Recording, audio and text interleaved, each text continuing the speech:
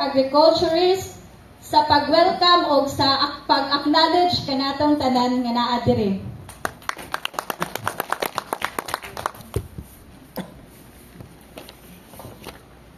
In behalf of our Provincial Manager, Biheldes Quezon, and my colleagues in PCA, Mandilin Serra, assigned in Katipunan, Charlito Parami, assigned in Rizal, Libby Gumaman, assigned in Sibutan, and also Norin Grande Capal, assigned in Bacolod City.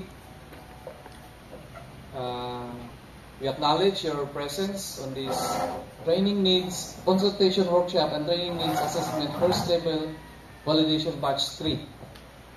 And allow me to convey the message of our Provincial Manager, Biheldes Quezon. First is, kinahanglan na nato atong kupra nga i-process nga puti. Nga naman nga amo nang gipahibalo sa inyo ha. Kay karong tuiga, nagsugod nagka-istrikto ang Europe nga which is consumers ato ang coconut oil gikan sa Pilipinas. Kay 80% mas atong coconut oil gi-export. 20% ra magikonsumo sa Pilipinas. Then uban ka nato palm oil pagigamit. So, ang Europe nagka-istrikto na sila. Kung istrikto sila, dili na sila mapalit sa atong coconut oil unsa may mahitabo ana sa ato ang kopra kay di naman sila mapalit sa atong coconut oil. Unsa kahay epekto, unsa implication ang nasa atong kopra? Dili mahalin. Kung dili mahalin ang tuloy, unsa may mahitabo? Mo barato. Yung ana pod ang mahitabo sa coconut oil kung dili na mahalin sa laing nasod. So unsay lakang ana ang buhaton nato sa oil mill o sa PCA. Magsugod na ta og process sa white copra. Unsa ang white copra? Katong copra nga dili madapat ang aso. Ato nang i-modify itong mga landahan nga walay aso madapat sa kupra. Ang kahungaw ra sa init o yung kainit ra mo'y muluto mo padry niya. Which is, karon gihimo na pod sa Salog Coconut Farmers Cooperative or Salog Farmers Multipurpose Cooperative. Niaging adlaw to ami dito usa ka truck ilang white copra. Ang maayo ani kay tungod mas mahal siya kumpara sa inyong andan nga pag-process sa copra. Salog gari na layo na gari na. Dapat brato dito kay transport pagod niya ibalon pag na sa kining tulay kay di man kalahos-lahos ang mga sakyanan. Kay balo ba mo ang presyo ng copra dito 30 pesos. Pila man sa inyong lungsod? 28.50. 30 na. 30 na po. 30 na pa. Lubat. 30 na po. Okay. Dunay premium price ang white copra. Tungod makasave ang planta og palimpyo paputi ana. Kay kung dili po na nila i-bleach sa planta, lagom po na. So mo na ana siya kining special price. Unsa may epekto di ay anang hugaw nga kopra. Nganong kinahanglan puti? Tungod kay doon na gitawag nga mineral oil saturated hydrocarbons. Karon pa ta nakadungog ana, di ba? Mineral oil saturated hydrocarbons o kining mineral oil aromatic hydrocarbons. Unsa man ang epekto day ana sa atong health? Ang epekto ana ang kining gitawag og damage sa atong genes, genetic toxicity or genotoxicity. Kana ganing matingala nga normal ang ginikanan pero ang anak na anay defects. Dili pa gyud nato kwintahon ang kining kanang aromatic compounds manggod kanang benzene kami sa agriculture amo nagisugyuhan kanang benzene nga chemical kanang aromatic chemical carcinogenic. Unsay carcinogenic? Hinungdan sa sakit nga cancer. Unsa pa gyud epekto, kanang mga uban pa mga health problems. Kato lang siya nga ma-concern kabahin sa mineral oil saturated hydrocarbons o mineral oil aromatic hydrocarbons. No, napagitay unang gisagubang nga problema sa tong kopra kanang gitawag og Aspergillus flavus nga kining hugaw or kaning fungus nga which is mohatag og aflatoxin. Kasabot man ang toxin? Unsa ang toxin? Ilo. No, gi-produce na siya sa fungus nga Aspergillus flavus. Okay. So unsa may lakang himuon ani? Ang PCA ilalom sa CFIDP na anay project nga maghimo og white copra which is ang mo-pilot ani og produce ang Ulangco Coconut Farmers Marketing Cooperative. Oh. Coco? Oh, Coco Famarco. Okay. Og dili lang man kay sila ang matagaan ani. No, ni aging semana amo ang kauban si January Balagot nakig-arrange sa dito sa DTI Rapid aron dito pod maghimo og white copra sa Pinyang. Og naay commitment ang Wilmar nga ilang tagaan og white copra processing machine ang mga kooperatiba nga gitukod sa PCA. Daghan kay kooperatiba atong gitukod 2022. No? Mao na pud ni ang panahon nga kita mooy mo unay o baligya sa tong kopra, wala nay middleman. Imbis kita nay nahimong middleman.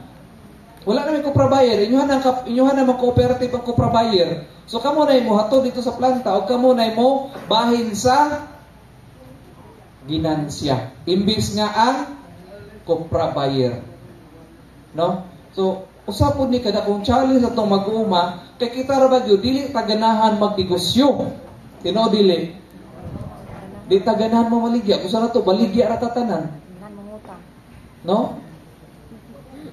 Ato aning challenge nga kita whether we like it or not magtuon na tag baligya sa tong pagalingong produkto, mga bitaw na magsitag reklamo.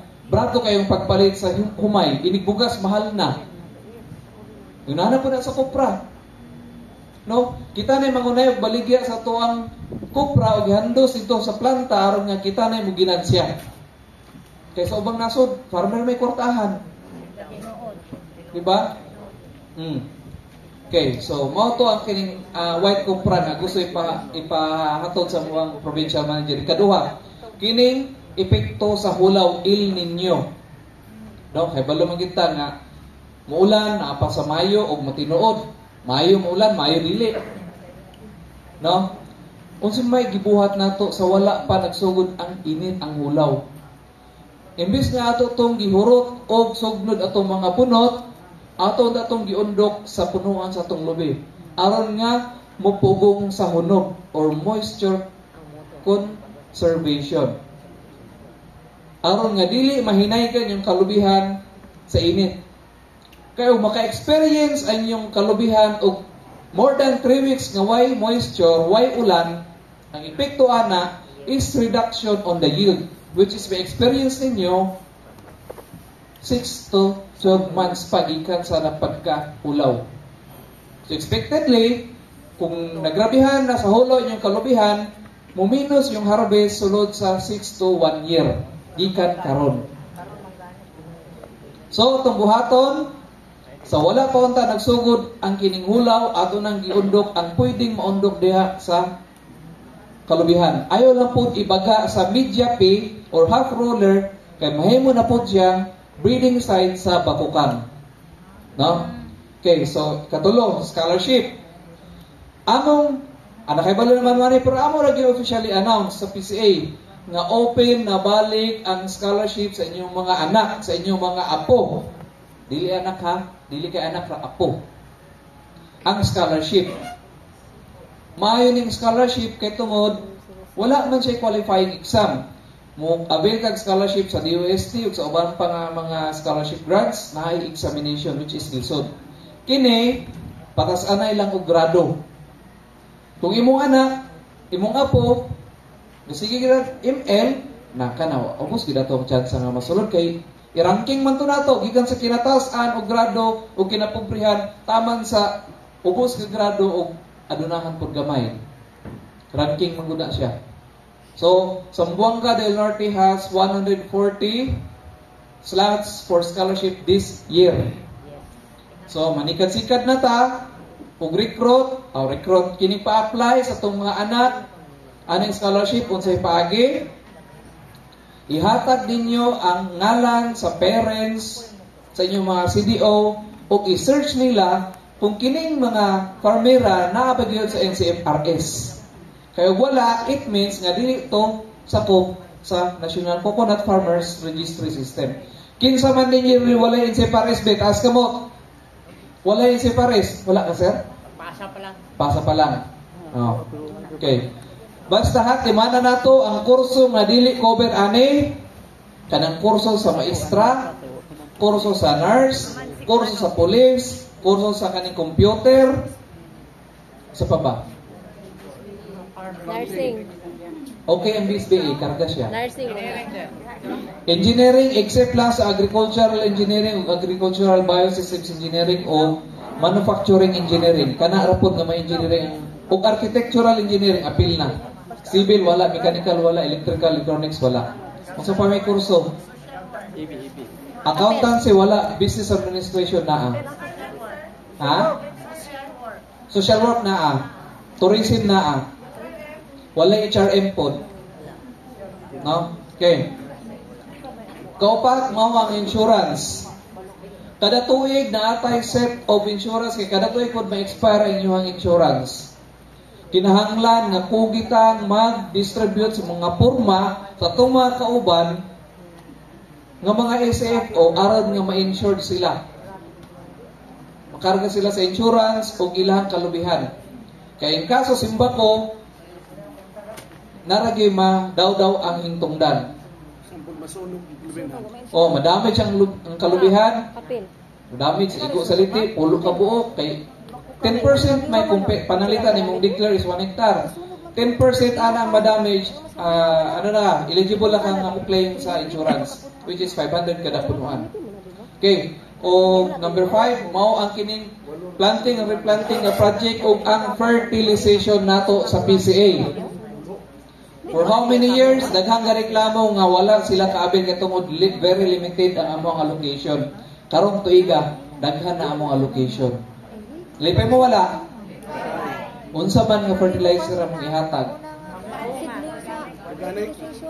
Agricultural grade salt fertilizer o organic fertilizer. No? Katong mga commercial fertilizer, wala to siya karon kay tungod mahal mong gusto gamay ra makaabel mo na nga sa usa ka lungsod pulo ra ka tawo makaabel, which is loy pud ang uban. Mas maayni karon kay daghan gid ang pwede makaabel. No? So, ang control ani na sa inyong mga agriculturists, yung mga CDO. Na nilang control ani. O ang control po sa barangay naa sa presidente sa Small Coconut Farmers Organization. Naa na inyuhan ng katungod. Last, ang wifi balo ninyo mao ang School on the Air nga magsugod sa April 16 sa 90.9. Diha nato mahibal-an unsa ang mga programa sa PCA, unsa ang mga lakang nga angay natong himuon kanang ma-encounter ato nga problema bahin sa ato ang kining pagpanguma sa kalubihan. No, School on the Air. NCFRS registered po to. Of course, NCFRS registered gihapon. Okay, so ako unang i-acknowledge ang pinakadaghan o pinakalayo nga contingent sa ato, which is ang Gutalak. Taas ka mo Gutalak. Very good. Salog. Salamat. Siayan. Okay, daghan kayo na sila. Tagsa-tagsa kada lungsod. Sindangan. O Sidalman og Manukan, na? Wala.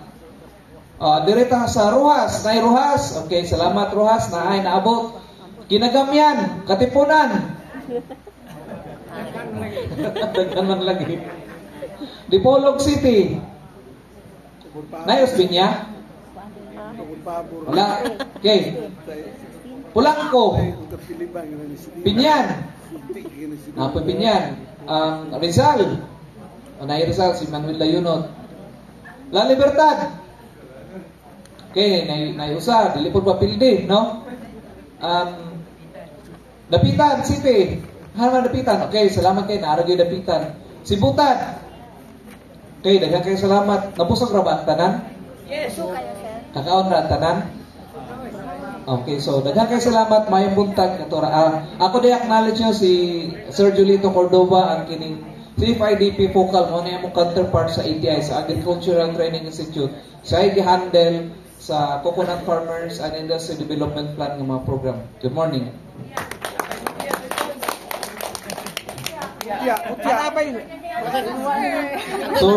Sorry kayo. Kaning taga Mutya, gikan pa ni sila og Mutya. Davao? Pagadian. No, ganahan sila mag-travel kitong aktibo man sila mga farmer. Kaya itong Mutya, ito yung knowledge.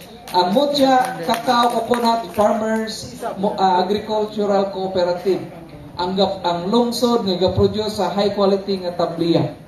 Export quality nga tabliya, which is nanana sila kining market abroad. Nanana sila order abroad.